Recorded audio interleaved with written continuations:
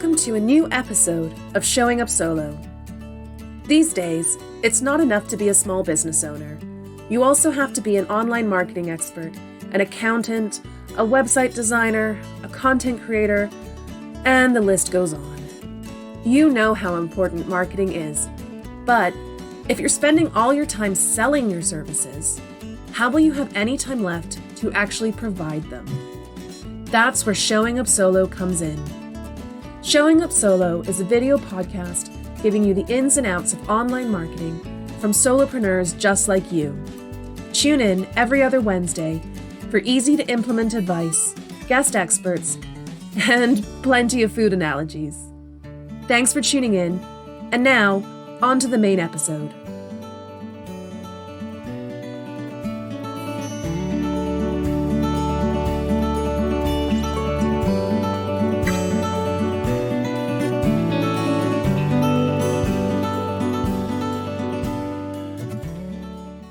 Everybody, and welcome to a new episode of Showing Up Solo. Today, I am joined by the fabulous Becca from inside the Squarespace coding expert, and the amazing Rachael Botfield, my podcast manager, and someone, if you have a podcast, you should definitely get into business with, Rachael Botfield. So I'm really grateful to you ladies for joining us today because we're going to talk about AI and what we've had a chance to play around with and how we think it might influence how we do things going forward, and also particularly how it can benefit solopreneurs who are DIYing their marketing and websites, etc. So how about I let Becca, would you like to start us off and tell us, like, what have you done with it? Like, what have you been using it for so far?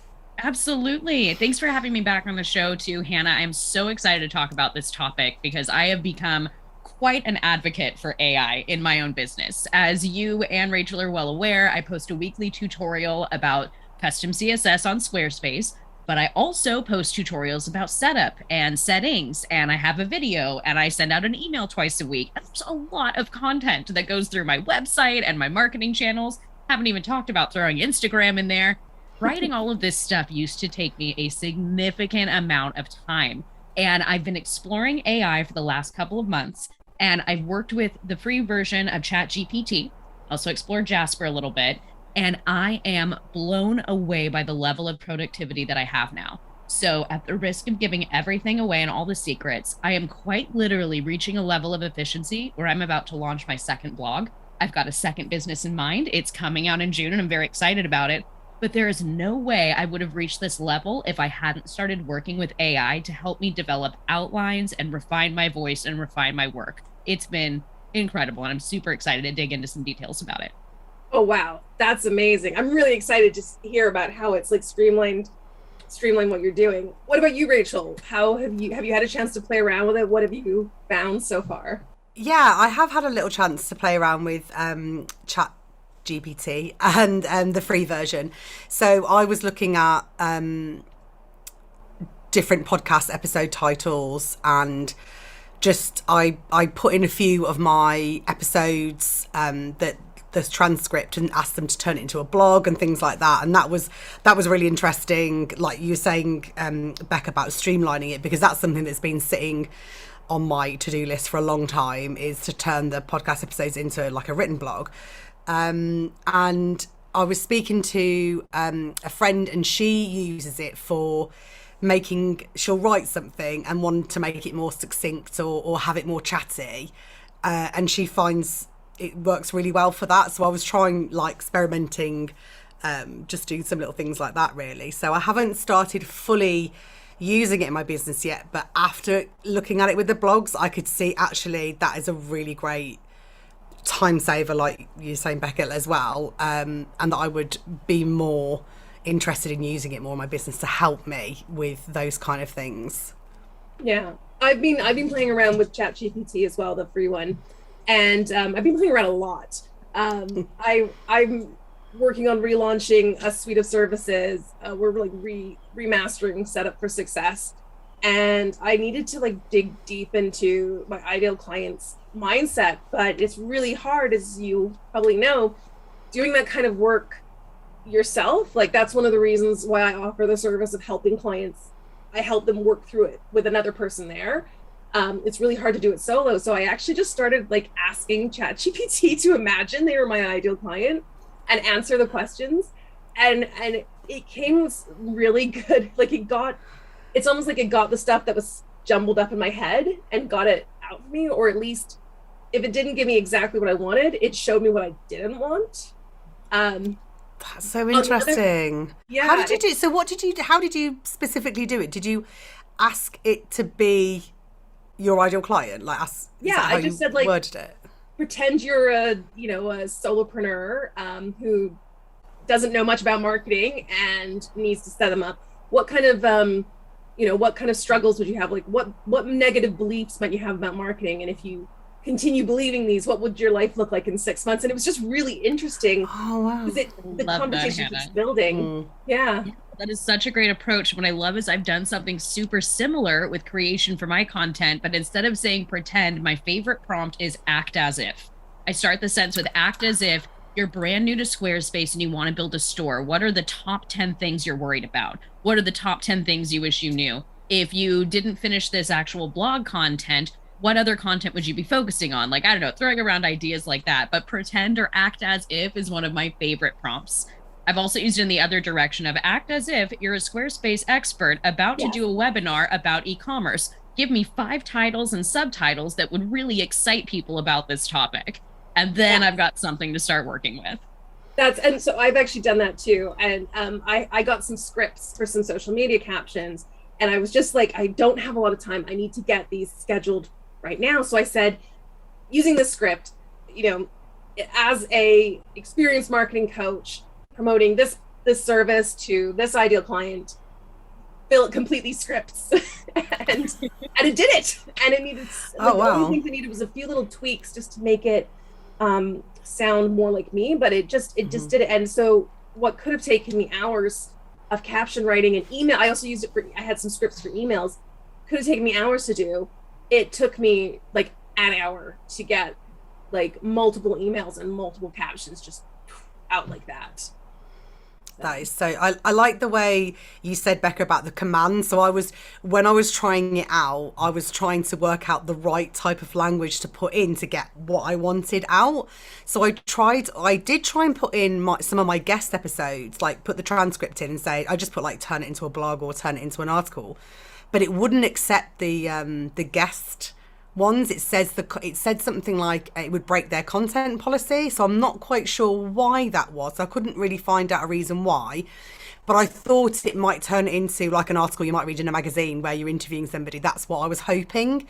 I wondered if it was a bit too much. I don't know, maybe it was too much content, too much copy and pasted in for it to try and do it. But I thought that would be really cool if it could turn it into like a magazine interview. Absolutely.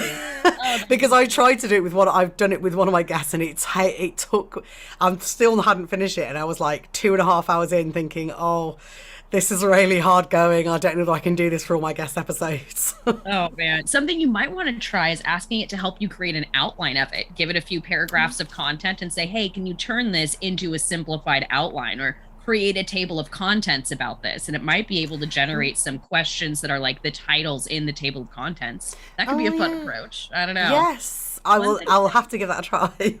Yeah. So Becca, I'm interested because I know that you've been using it for your newsletters and social media content now. Rachel, I don't know, have you had a chance to use it for social media content? No, not yet, but it's something I've got a day designated for my content bank, Hannah. You'll be very proud of me. So I hopefully will be incorporating that into my I definitely will be. Yeah. Yeah. So I've been trying to, I do a lot of social media writing. So when I've tried to get it to write a caption, just like write me a caption on this, I either get like something way too short, like a tweet, or if I say, can you make it longer? Can you keep it to 2,000 characters? Because that's like an Instagram caption. Then I get like almost like it goes way too formal. So I found just giving it, not giving it a lot of information and just saying, write me a social media caption, it doesn't know what to do. What I've found though is if I give it scripts, or for example, I have a client whose content I do every month, and a lot of it is evergreen, and I've been using like the same captions over and over, and I just wanted like a fresh tilt on them. And sometimes, you just can't see past the, the forest. You can't see the woods for all the trees, right? So I just put in, like, this is the web page you can pull the copy from. The command was, using the information from this web page, insert the link. And these two examples of social media captions, please write two new captions for this person to promote their businesses to these people. And then I just pasted two examples of my own captions, and then they were brilliant. Then what it produced for me was just spot on. I think I also put a command in there, like match tone and length, and incorporate emojis, because it doesn't do that unless you ask it to. Gotta throw that in with like every line that I do. You know how much I love emojis. I'm always like, please include at least 3 emojis. I'm weirdly obsessed with them. Yeah. I love that. That is so, I think my problem has been not using it as much as thinking of those commands and how thinking of a different way that you can, or the right way to kind of word it to get what you would like out of it. Because I suppose that's what you got to think about. There's some trial and error there, definitely.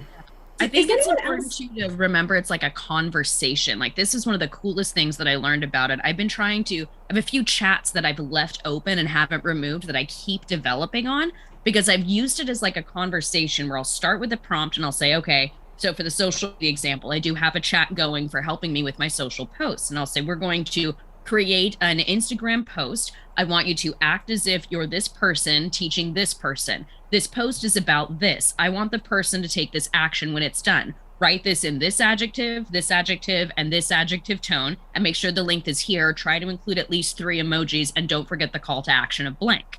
Please include 5 hashtags. Throw that in there. And then I'm like, okay, that is great. What if we actually wanted to teach them this? Or that's great. Can you make it more concise? Or excellent job with this one. I'd like something to be a little more formal, but make sure the reading level is only 8th grade. Like throwing something else in there to get that dialogue going. And then it's like, once I get it honed in, I'm like, okay, I'm going to need a caption about this. This is great. Using that same tone, give me one for a YouTube community post. Yeah. And kind of pulling with that. That conversation is just such a cool feature. The conversation is totally, yes, it is the best. I've done that before. Like, I'll go, based on your past 2 responses, can you answer this now? Or I'll be like, oh, that's good, but can we do a middle ground? Is anyone else like being excessively polite? I'm always saying like please and thank you, and it's a great job. I do. My whole house is rigged out to our Google Nest. We have like a Nest in the kitchen. We've got home minis in like every room, and I've rigged all of them up, and I'm constantly saying please and thank you to them. And like my joke with my boyfriend is like, I want it to have it on a record. When the uprising happens, they'll know I was always nice. It's kind of like, is anyone like a Star Trek fan here? Because we always had. I remember when my family first got a car that had satellite navigation in there, right? Sat nav, or GPS for the non-Brits, I guess. And we used to call it Sarah, because like it was like it was like the computer on Star Trek, like computer, do this for me, computer. I feel like it's that. I love it. I can't tell you how many times I annoyed my friends when I got my very first Apple Watch, and I'd answer the phone on it, and I'd answer going, Captain's log, we are in the grocery store. It was always way too much fun. They're like, you can just say hello. You can just say hello. You don't have to start every conversation with Captain's log. So we've talked a little bit about like what we've played around with. Let's go around and just say, like, what are you like really excited about coming forward, like especially in your like niche? Like, what's something you haven't tried yet but you're really looking forward to trying and you can see the potential of? Something I'm excited about, I'll just jump in with this one, is seeing what happens with the artistic side of it. Obviously, I'm focusing a lot on content and the actual dialogue, outlines for content, social inspiration. I really like using it to just destroy my writer's block, just absolutely annihilate it and have so many cool ideas to work with. But I'm really excited to see more development in the visual sphere as far as it comes to presenting content. I know Canva's been playing around with some things, so has Adobe. Microsoft started to create one as well, but they're still very templated.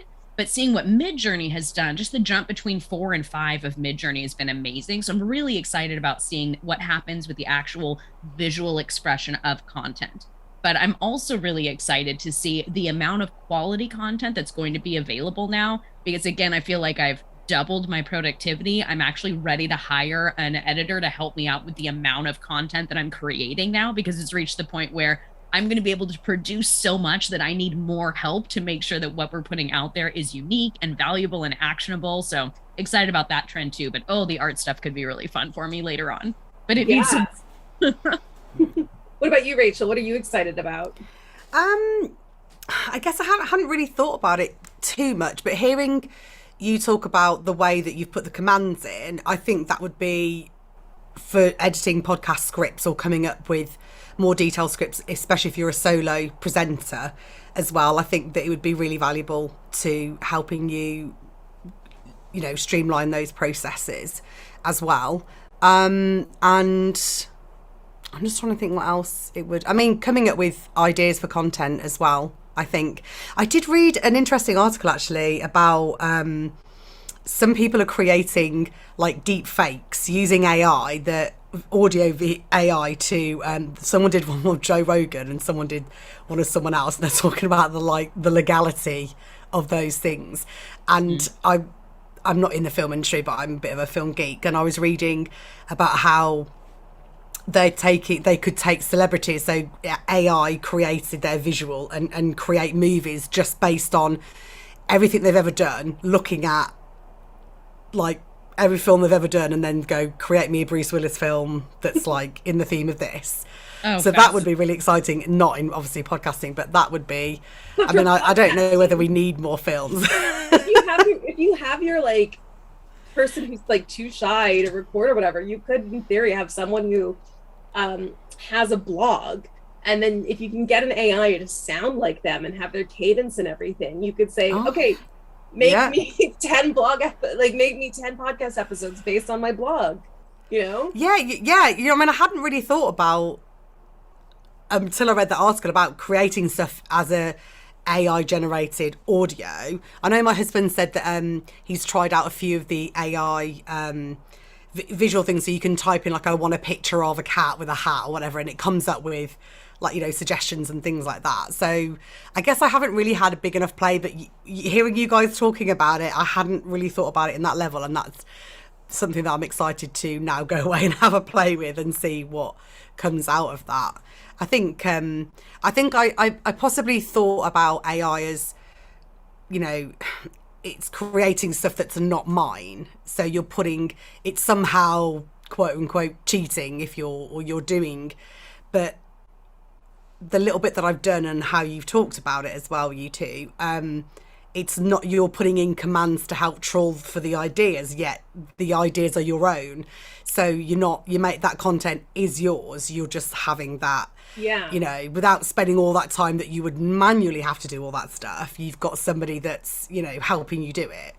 I'm so glad you brought that up, Rachel. It's such an important thing that's come up quite a few times. I did a live on YouTube where I had ChatGPT help me create a website for Squarespace. And I post a few things on Instagram too. And one of the number one comments people have is you're stealing content if you use stuff that AI creates for you. You're not writing your own. It's plagiarism. People are super concerned about plagiarism because these chatbot models take information that they find online and then generate a response. But what I love to explain like over and over again is that I'm not copying directly out of there and putting it onto a website or into some piece of content that I'm sharing with the world. What I'm doing is getting inspired. I'm getting ideas. I'm trying to think of a cool way to phrase something, and I'll get 3 phrases and mash them together to be the perfect response. And what would take me half an hour of sitting here and just like staring out the window trying to come up with something cool becomes a 30-second process of, can you help me write this better? Give me 3 ideas. Taking those 3 ideas and being done and moving on to the next thing. So again, focus on, don't take what it gives you and just put that out there in the world. Use it to inspire you, to break down those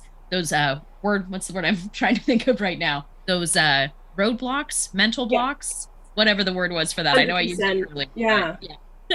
And actually that's a good point, because I was really struggling to name my signature style of working with people. And so I just brain dumped how I would describe what I do, and a couple things that people have said about me. I'm like, people describe my thing like this, and this is how I describe it.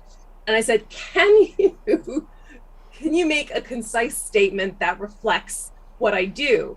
And then like we built on it. Like, okay, I like that, but is there something more middle ground here? Can you suggest a few names? And those names are okay, but what if we focus more on this? And so it's like a second brain working with you, but it's still it was still my original words. And another thing that I'm really excited about using it for is SEO, search engine optimization. I was actually helping someone with their LinkedIn profile, and what I did is I said, okay, can you write a job? Like I said, this is the job we want. Write a job description for this job. Okay. Now, what keywords would someone who's looking to fill this role be searching on LinkedIn? Okay, great. Now take this profile. How can I adjust my about section to incorporate more of these keywords and appeal to someone who's looking to fill this role? And so they just took the existing about section, which was like our own words, our own work, and then just incorporated more of the keywords. And in terms of like a recruiting point of view, like it is robots reading resumes and searching LinkedIn. So, and that's what SEO is. SEO is just robots. So it almost makes sense to have a robot write it for you. And I'm looking forward to, like, on new websites that I've built, putting in, once they're live, like putting in this, like, this is the web page. Please write the SEO title and description for this page. You know? Yes. Oh yeah, that's a good one. Seeing what I get. Absolutely. Yeah, I've definitely used it for some inspiration there, as well as finding the right keywords for things. Like, okay, I need an SEO title for this blog post that incorporates this keyword and this keyword. Can you help me come up with 3 ideas? And again, that conversation, right? You get those 3 ideas. You're like, those are great. Number 2 sounds awesome. Can you help me write a description that goes along with that? Then you take that idea. And I just love the conversation that you're having with it, Hannah. That's just so perfect.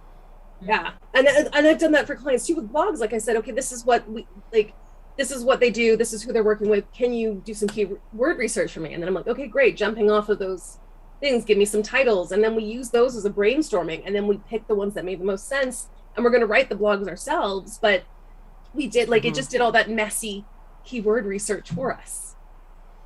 It's a lot more detailed than Google. So if you would, maybe you might have Googled it or done Answer the Public or something. I guess if you're having that conversation, it's always coming back to you. And I think that's a really great way to look at it, like, as a conversation. And that's kind of not how I looked at it when I was putting in, like, my blog post.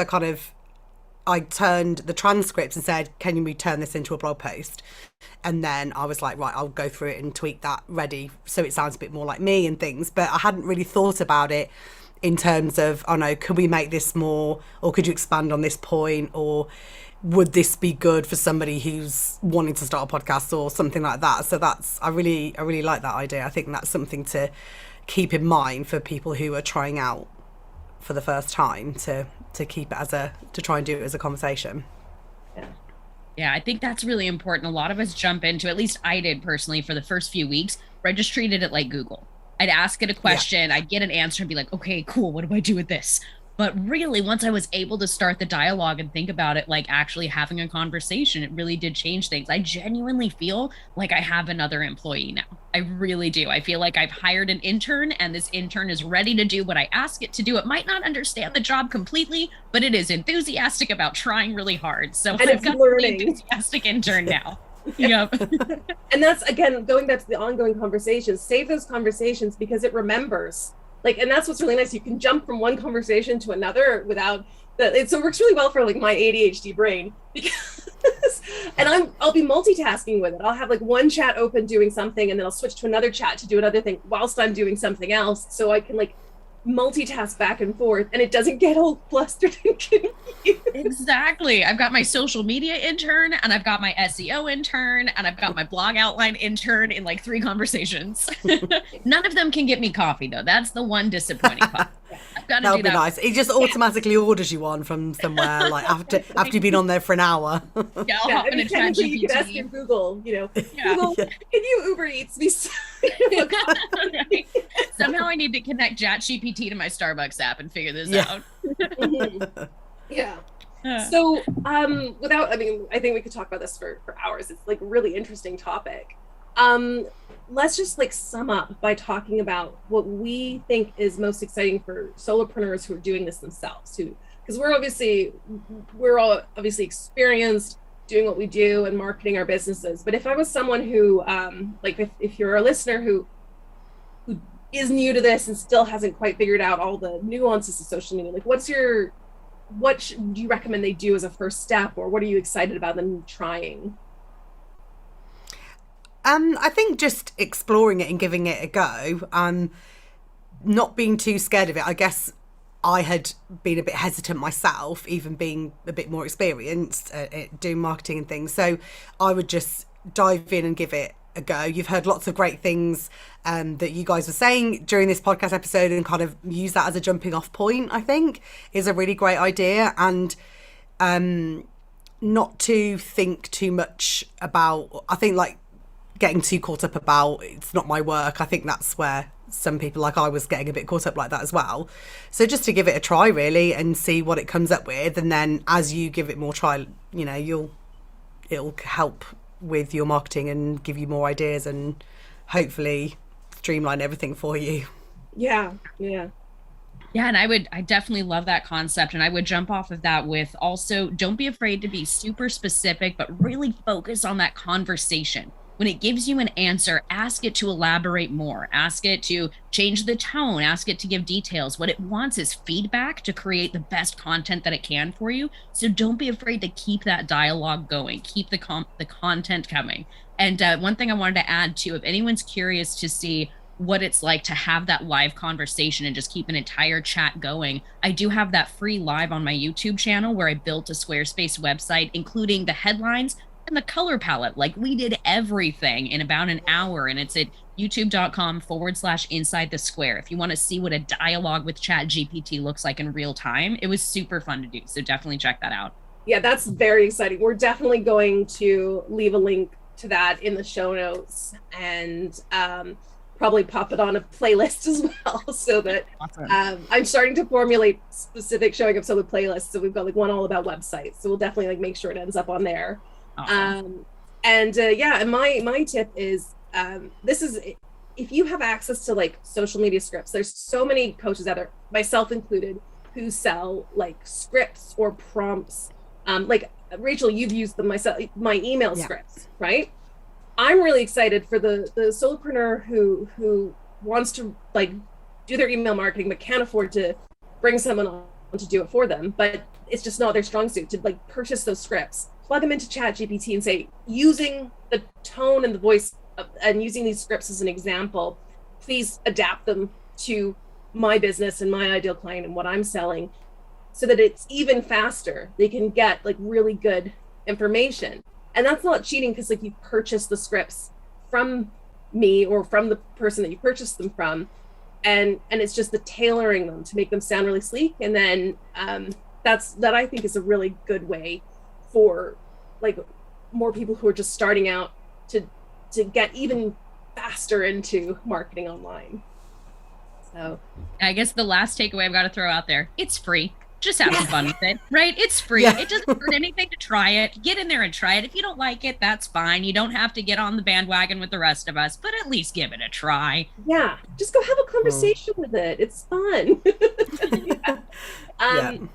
So before we go, again, thank you so much for joining us. We'll just go around quickly, and you lovely ladies can say where people can find you and reach out to you if they want to continue this conversation or learn more about what you do. So Becca, how about you first?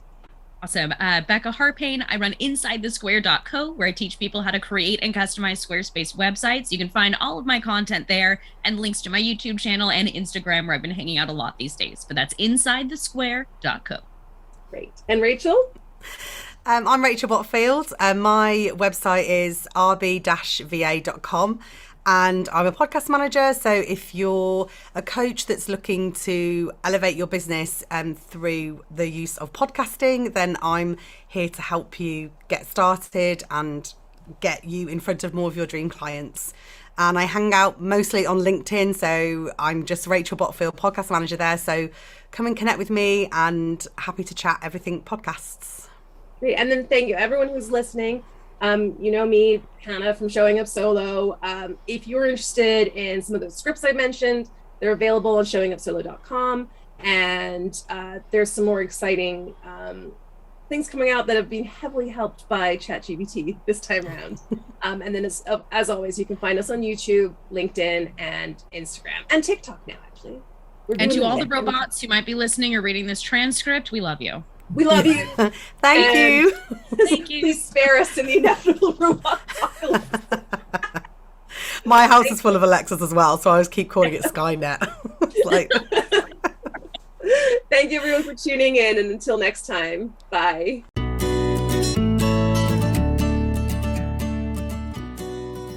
Thanks for listening.